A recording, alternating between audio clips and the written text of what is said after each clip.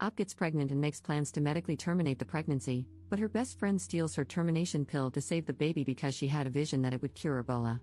Posted by a deleted user in 2014.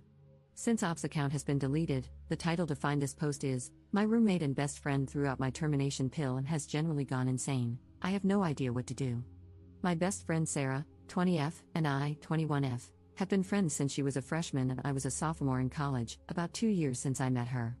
We were assigned to be roommates, got along great, and decided to room together for the next year, my junior year. We never had any problems before this and were inseparable.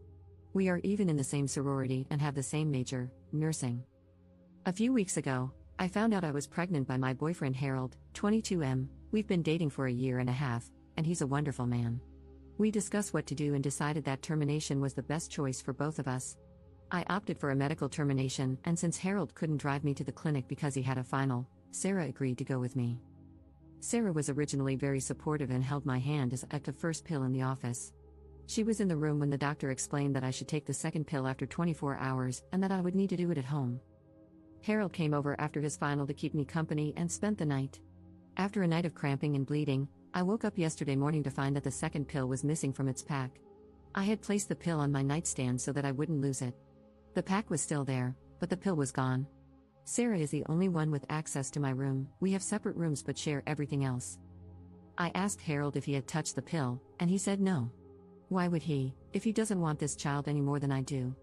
That left Sarah as the only suspect, so I waited until she woke up to ask her about it. That's when she completely lost it. She started screaming at me, calling me a baby killer, and saying that she hoped I would bleed out from the termination. Then she told me that she had a dream my child would grow up to cure Ebola. I am absolutely serious, and that she threw away my pill to protect my child, along with the extra birth control packs I had gotten from the school nurse to last over the summer. She even took photos and uploaded them to Facebook with a caption, "Op is a baby-killing WHRE who can't keep her legs shut." Luckily, all of her friends and our sorority sisters instantly defended me and told her how crazy she was. Reddit, I'm stuck in the same room as her for all of our summer classes, which will last until July. We are in the same sorority, we'll have to see each other twice a week until I graduate. Is there anything I can do legally? Is what she posted online illegal? She is a nursing major in clinicals? I'm so effing confused. Edit. I've already gotten another pill. Edit 2. The sorority just texted me. The last meeting of the year will address Sarah's violation of the sorority's code of conduct. Apparently, this is not the first time it has happened. A majority vote will decide whether she's kicked out or not. Relevant comments. Commenter. Why haven't you reported her to the nursing board yet? Don't think about it, just do it. What if you were her patient? Op's response. I'd probably punch her in the face if I were her patient.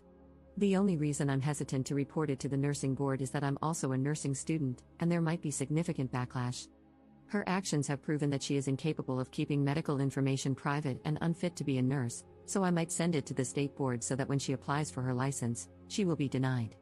Update 2 days later. A lot of people ask me to update what happened, so here it is.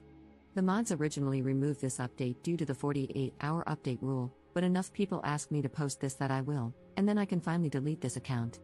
I will try to make this as clear as possible, even though I'm typing it during a work break.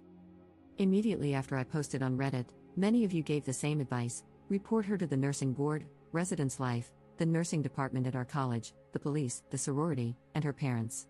I decided to report her to all of the above while hiding at the sorority house. Early yesterday morning, Sarah made her Facebook post about me, and by lunchtime, my sorority sisters were texting me like mad. This was not the first time Sarah had shamed another sorority sister for having a termination, and that particular woman, we'll call her Emily, was one of the highest ranking members. Emily was the one who called the meeting to have Sarah kicked out for breaching the code of conduct: treat all your sisters kindly, support one another, no gossiping, etc. Meanwhile, Residence Life was busy trying to contact Sarah's parents after I showed them her Facebook rants. After the sorority contacted Sarah, she flipped out again on Facebook and started ranting about how she wanted to die. The RA on duty, also one of my good friends, decided to speak to her to see if they could help. At this point, it was clear to everyone that Sarah was not in a good mental state, as she was screaming at the RA through the door crack. Sarah refused to open the door, so the RA escalated the situation, and no one saw Sarah again until the sorority meeting. The sorority meeting. At the meeting, everything seemed okay. Sarah was the last to arrive. She simply took her seat and acted normal. It was eerie to see her gushing over everyone just hours after her outburst. Only about half of the sorority was present, but the president decided to proceed regardless. It took just 2 minutes for us to vote unanimously to kick her out. Emily sat next to me the whole time. To put it mildly, Sarah did not take this well. She turned bright red, spit on the ground in front of Emily and me, and ran out of the room screaming. We called campus police on her as she left. After the meeting, Sarah returned to our dorm room. The Reese Life administrator tried to speak to her, but she refused to answer the door for over 20 minutes. They had to call the police to break it down because she was holding the handle from the inside, preventing them from unlocking it. When the police entered, they found the dorm destroyed. All the furniture had been smashed, or scratched if it was too heavy, the carpets were covered in food from the refrigerator, and she had painted random swear words on the wall in what appeared to be blood, though she had no visible scratches, so who knows where it came from. They found photos of Harold covered in lipstick in her purse, not just kiss marks, but his entire face colored in with lipstick like a crayon. She resisted when the police tried to peacefully convince her to go to the hospital. Sarah was taken in for a psychiatric evaluation and charged. I'm not sure of the exact charges, but I know they included unlawful possession of prescription medication since they found my pills in her purse, with my name on the labels. She is still in the hospital today undergoing evaluation. The hospital. Sarah and I were both interns at the hospital that operates the pregnancy clinic. I reported her to HR for theft, harassment, and privacy violations, along with providing screenshots from Facebook. As of this morning, Sarah did not show up for work, so she was terminated for a no-call, no-show. HR had me in their office for an hour, asking if I wanted to press for a HIPAA investigation. It turns out some of her Facebook rants contained information that could only have been obtained through patient records. I have no idea what specific information it was, as the HR representative discovered it. I agreed, as there was no reason not to have Sarah investigated. HR also independently notified the nursing board and the nursing department at my college, separate from my reports. Conclusion. So I think that's pretty much everything.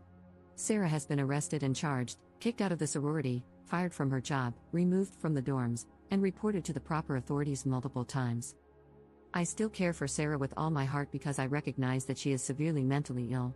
I will always blame her for what she did to me, but I know that the person who hurt me wasn't the best friend I had known for years, it was someone different. Physically, I'm feeling fine after all of this. Harold and I are considering getting an apartment off campus together. If that doesn't work out, I will stay in the sorority house. Sarah's parents have promised to reimburse me for the abortion costs, $400, because they know I did nothing wrong. I'm grateful for their support. Edit. A lot of you think that I was too extreme, but there was nothing I could have done to make her get help. I miss my best friend more than any of you critics could ever realize. Don't judge me for doing what was best for everyone involved, including myself. Her right to sympathy ended when she deliberately chose to steal from me, slander my name, destroy my laptop and possessions, and refuse help from everyone who tried to assist her. Relevant comments. Commenter. I have a son who descended into mental illness at around the same age, and what you did for your friend was really what she needed. Now she can get the help she needs before she is too deep into the mental illness. For moms of adult children with mental illness, I thank you. You are going to be an awesome nurse, and I am so sorry this all happened to you when you were going through such a difficult and stressful time yourself. Good luck to you. Ops response. Thanks for this. Her parents are actually glad that she was arrested because she wouldn't have gone to the hospital any other way. We tried to convince her to go, but she wouldn't budge. I hope I keep my backbone through this, but even though it's hard, I still care so much about her, and I will be checking on her through her parents on a regular basis.